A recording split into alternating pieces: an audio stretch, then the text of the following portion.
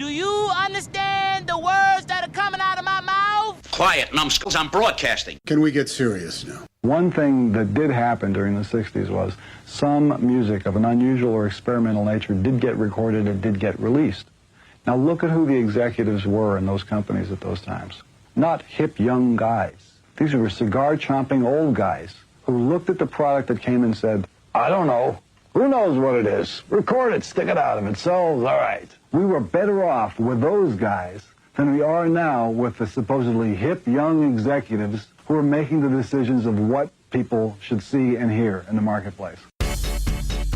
Success in the music business begins with a dream, a vision. This podcast will give you, the listener, the insight and tools to turn that vision into a reality. Meet the industry professionals who work day by day behind the scenes, helping to make those dreams come true. Welcome to the business side of music. You're tuned into another edition of The Business Side of Music. In the studio with us today, a gentleman out of Kingston, New Hampshire. Some of you in the music business may have heard of him. You in the bluegrass or gospel genres have definitely heard of this gentleman. Rick Lang is in the studio with us today. Rick, welcome to the show. Glad to be here, Bob. Thanks for the invitation. Oh, glad you could make it. When your publicist got a hold of us, and I said, okay, send me the talking points. Let's figure out, what we want to discuss on the show. It's a lot of information, but I think the most important thing, at least where I want to start on the album that she put in my hands, which is this It's Gonna Sing, Gonna Shout. If you're a bluegrass fan, this is a great album. If you're a Southern gospel fan, this is a great album. If you just like really good, and I'm going to say it, down-home music, this is the album for you. This is good. This really covers a lot of different genres as far as I'm concerned. It's great for the ears to listen to. There's a lot of good music. How did this project come about? Thank you for the kind words. Well, back in 2010, I put out my first gospel record called Look to the Light, and I had recorded it, and I was at the International Bluegrass Music Association's World of Bluegrass, meeting people. I had met a couple of record labels to see if anybody would be interested in releasing the album. It looked like I was going to have to release it on my own. When I was there, I ran into Jerry Salley, and Jerry took home the album and heard it, and he was blown away. And because he put in a word for me and was such a promoter of that record, he got me a record deal for my first gospel album with Rural Rhythm Records, and which I'm eternally thankful for Jerry's support of that. A year or two later, I was talking to him and said, if I ever do another gospel record, would you consider producing it? And he said, yeah, I definitely would.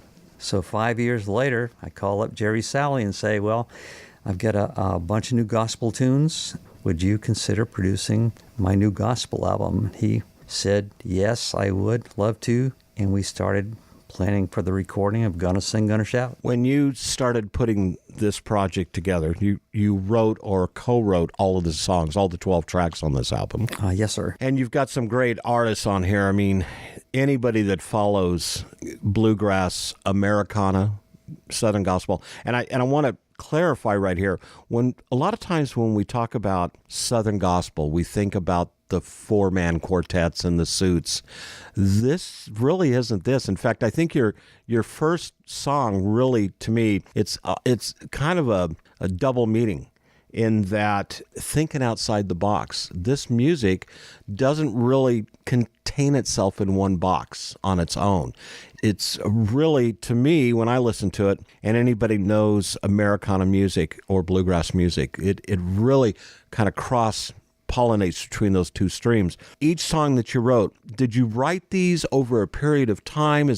How long did it take to put this collection of songs together? Well, it's a good question. And you are correct in that the end result of when we recorded the album, it does have a broader brush because there's all different stylings of songs that were written for the record, a variety of featured vocalists who come from different genres on it. When I approached Jerry, I had amassed a collection of a couple dozen songs that I wrote all by myself for the record, and he liked a lot of them. What sort of happened from 2012 to when we recorded, I started coming to Nashville to co-write with some other writers because I had never done a lot of co-writing. So once I started coming, I connected with a few people that I knew or knew of, and probably half of the songs that I ended up writing were gospel songs, new material. And it wasn't by design, it just happened. We just ended up writing gospel songs. So I would write one with, I started writing with John Weisberger and Troy Engel and Becky Buller, Billy Smith, and a few other writers. And all of a sudden, my collection of gospel material grew and expanded in co-writes. And those co-writes to me were even stronger than the material I had before. So by the time Jerry and I started mapping out songs for the record, my collection of songs grew and the material was stronger. And so we had a really good, solid material for the record as far as the quality goes. And Jerry had mentioned to me, said, you know, it would be great if we could do some writing for the record ourselves, you and me together. And I'm thinking, getting a chance to write with Jerry Salley. And you've never done this before? Never done it before, and that's the dream situation for a writer, to write with Jerry Salley. And I said, man, I would love to. So I think it was in the spring of 2017, I planned a trip to Nashville, and he set aside 3 days to write together, 3 full days. In those 3 days, we wrote 3 brand new tunes together that appeared on the record.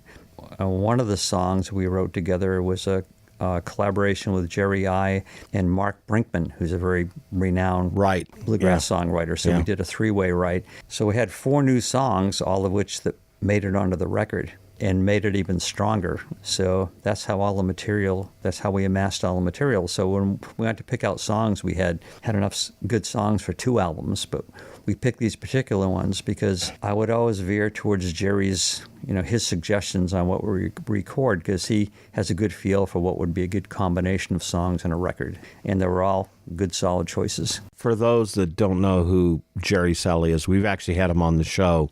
Great record producer, but even, to me, a more amazing songwriter.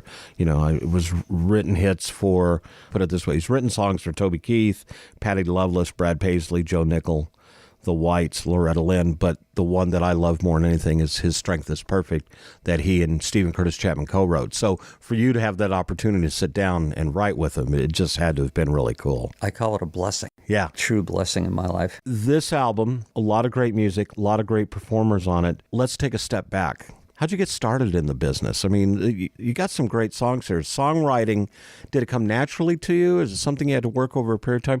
How'd you get your foot in the door in the very first place? I've been in my career is in the hardwood lumber industry, which is actually a 48-year career to this point. And my wife and I have this company called Highland Hardwoods, where we sell high-end hardwood lumber to the woodworking trade, to furniture makers of kitchen cabinets, high-end dining room tables and chairs.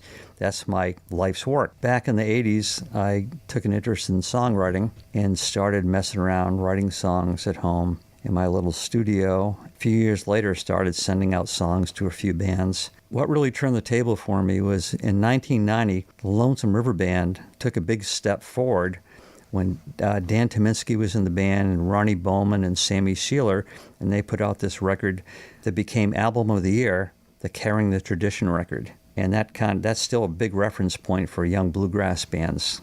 Know that album inside out. So as good fortune would have it, I get a cut on that record, a gospel song called Listen to the Word of God, which became really popular. And every time I would meet someone, people would say, "Are you the guy that wrote Listen to the Word of God?" Are you that Rick Lang? Yeah, and that inspired me to start really working at it. I just did more and more songwriting, took more time out of my life to write songs and try to improve and develop my style of songwriting, and would send songs to bands, and I would get more cuts over the years, and it just kind of evolved from there. Were you a picker or a musician, or just picked up the guitar and played, or were you solely focusing on just being a songwriter? I played guitar and sang since I was in high school, but it was mostly, rock and roll, Motown, folk music, and things like that. Then when I stumbled onto bluegrass in the 80s, I tried to learn how to play bluegrass music on the guitar and was in a couple different local bands. But then I found the songwriting interested me more. and I found the guitar a good songwriting tool. So I just kind of kept shifting my focus to songwriting and learning more things on the guitar to enable my songwriting over the years. And so that became my 100% of my focus, and it's been that way ever since.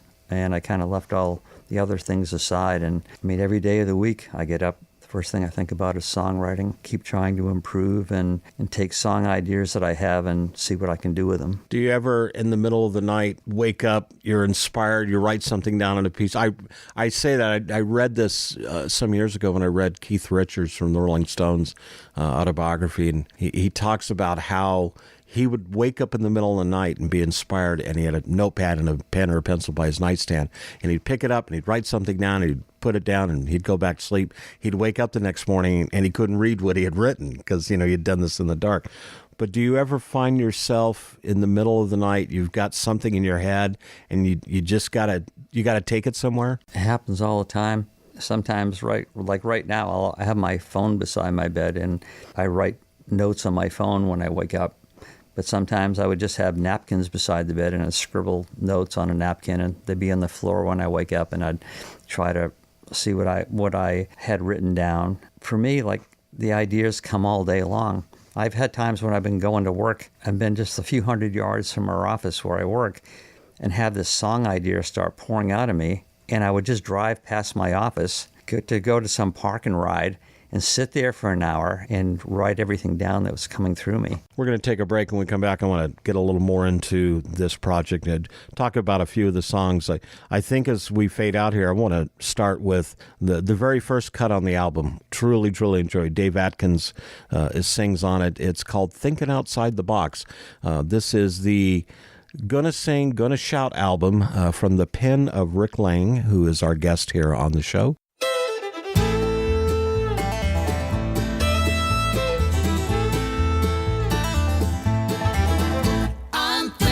Outside the box, on an eternal train of thought.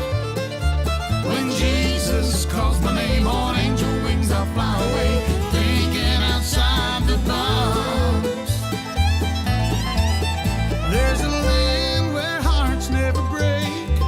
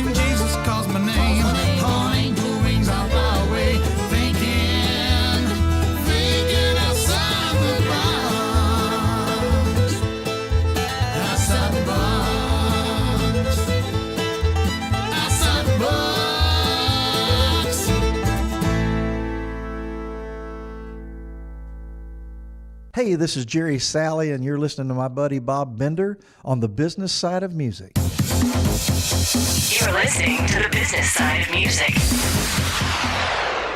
Hi, this is Christian Dyke. I'm an award-winning music producer, and I also help songwriters get their music licensed to TV and film. I recently got a songwriter $30,000 for a placement in the season finale of a TV show. If you got just 3 of those a year, you'd be making almost 6 figures. Getting your music into TV and film is not about luck. Discover some of the best ways to license your music successfully by watching the free videos on my website at makemoneyfromyourmusic.com. Hi, this is Vinny Rebus, the founder of Indie Connect. Our goal is to ensure that you have the knowledge, the tools, skills, resources, and connections that you need to develop a profitable and long-lasting career in music. One way we do this is through these Business Side of Music podcasts. I'd also like to invite you to check out Indie Connect magazine, our free multimedia online publication packed with practical interviews and advice from music industry experts. Go to www.indieconnectmag.com. That's www.indieconnectmag.com. Let us walk with you and guide you every step of your musical journey.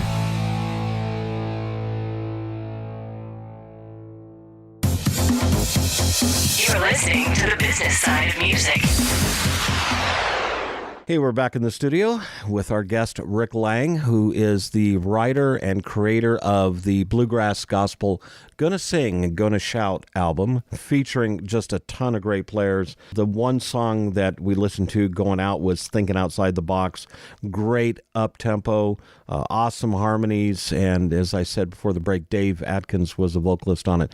Let's talk a little bit about that song in particular, because during the break you said there's a story behind this one, which, as we all know, there's stories behind all the songs, but this one seems to be intriguing. In my 3-day writing session with Jerry Salley, I had never written with Jerry, and I was very anxious because I'm thinking, like, how am I going to keep up with him? I just hope I do a good job and contribute enough on my end. So we get in the writer's room, and we're tossing around ideas for songs. And he came up with some ideas, I came up with some ideas, and we pursued them all. I think after the first couple hours, Jerry said, well, Rick, I got this song idea that I think may have potential. Out of all the people I've written with, nobody was interested in writing this with me.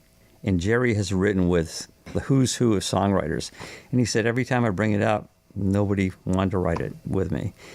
And he said, would you be interested if I tell you what I've got in mind? So did he just pitch you a concept? Is that what it was? Or? It was just a concept. It was, he said, I had the idea of taking the phrase thinking outside the box and writing it as a gospel song.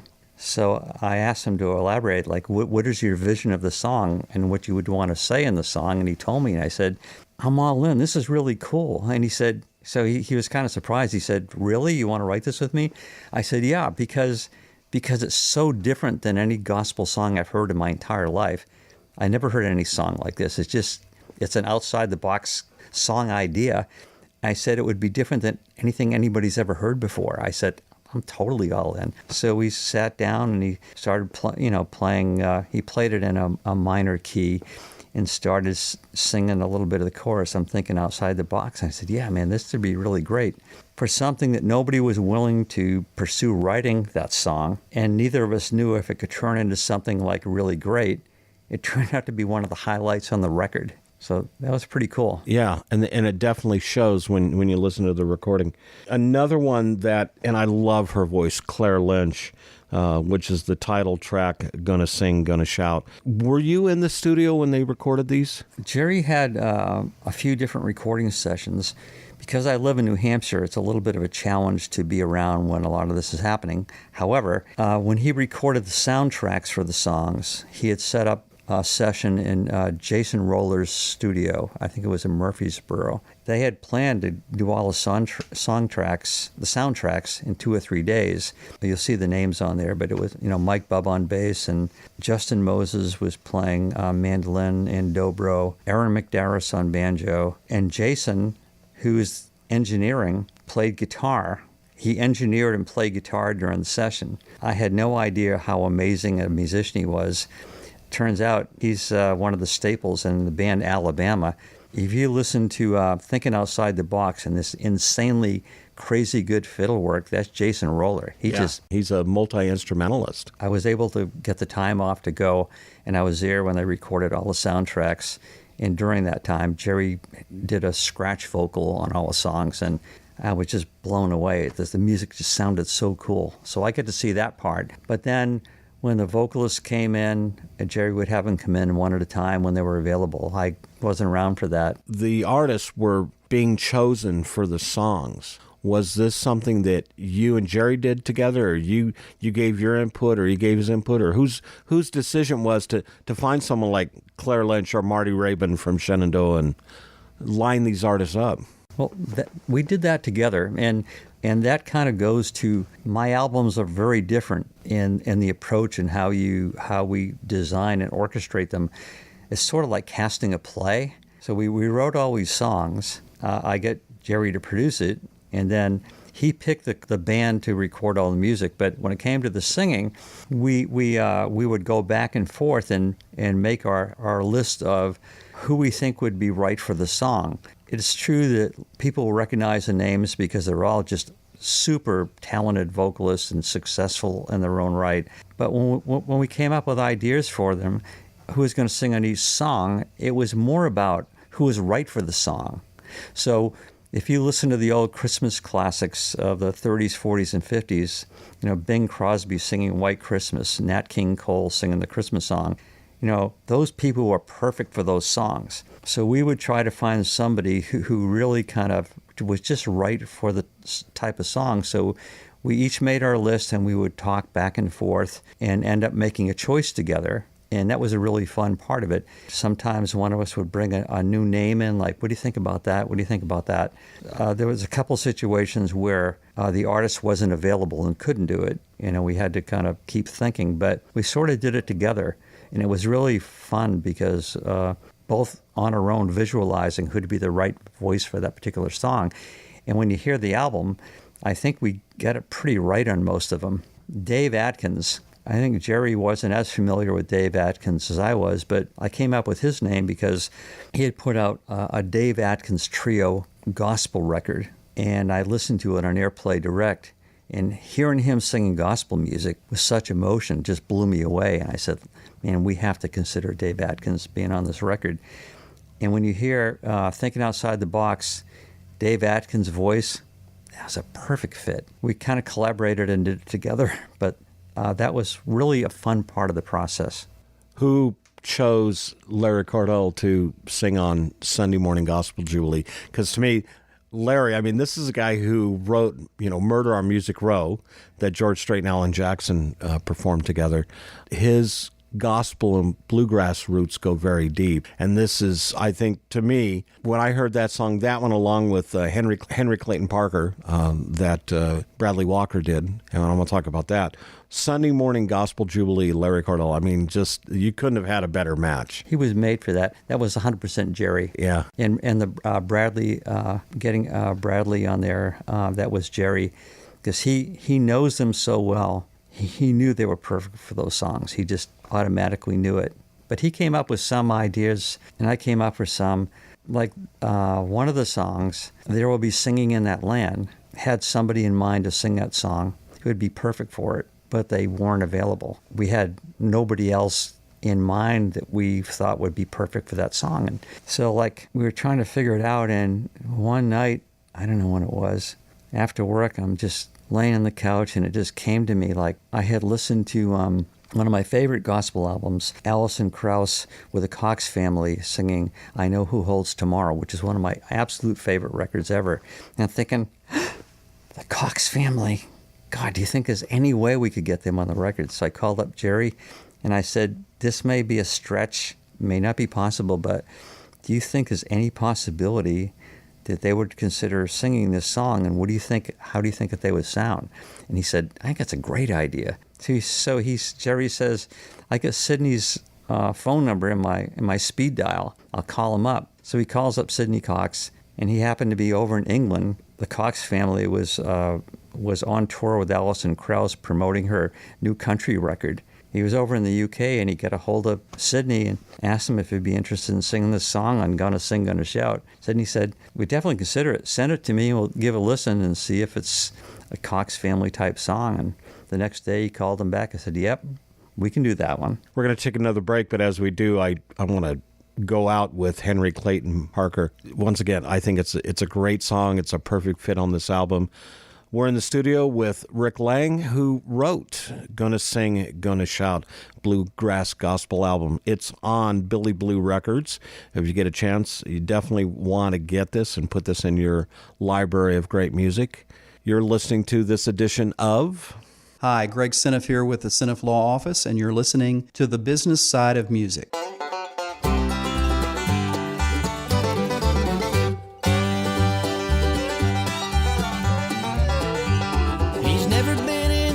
Church one day in his life, but Henry Clayton Parker saw the light. A man of little means, righteous in his deeds, he always knew the wrong way from the right. He believed salvation was something that you earned. Sunday mornings Henry could be found reading from the Bible to the people passing by, from a park bench in the middle of the town.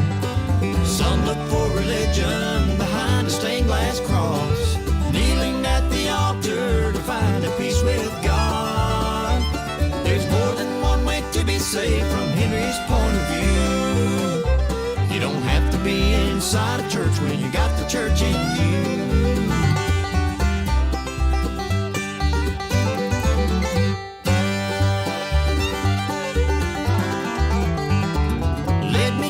Brother, you're in a holy place.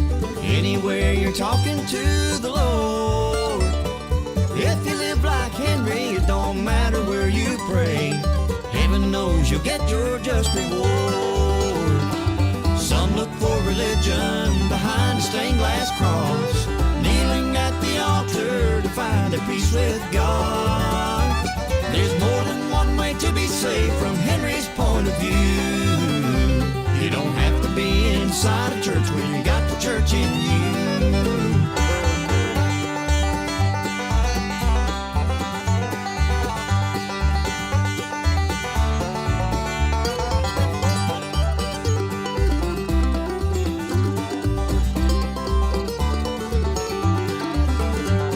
Some look for religion behind a stained glass cross, kneeling at the altar to find a peace with God.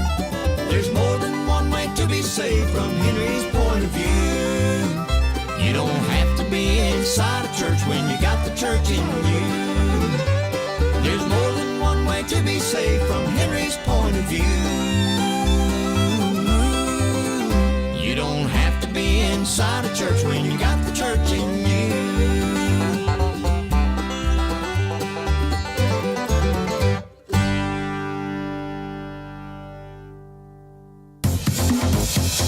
You're listening to the business side of music.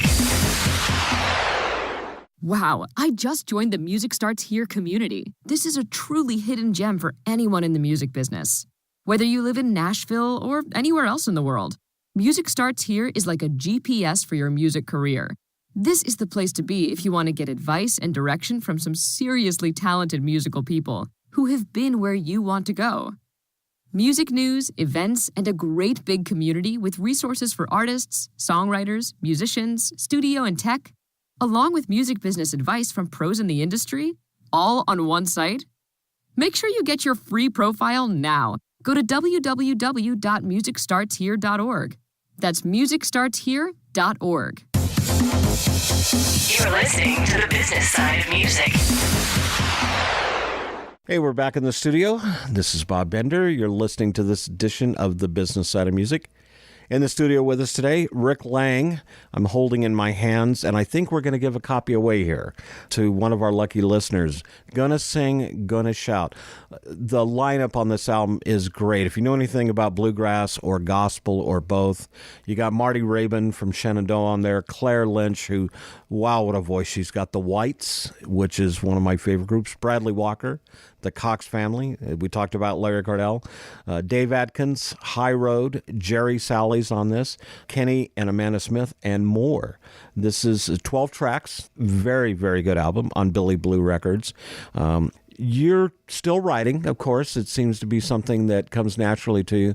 You have a father's song. This kind of happened spontaneously last winter. A few years ago, I was thinking about my dad, who passed away in 1989. I had always wanted to write a tribute song to his life and my relationship with him. And for years and years, I could never do it. The words never came out. One time, a few years ago, I was up in my studio, and all of a sudden, the song started happening. And I started thinking back to my childhood when my dad would be off at work, working at one of the 3 full-time jobs he held at the same time. I would take a pair of shoes out of his closet, and I would walk around the house in them, pretending I was him.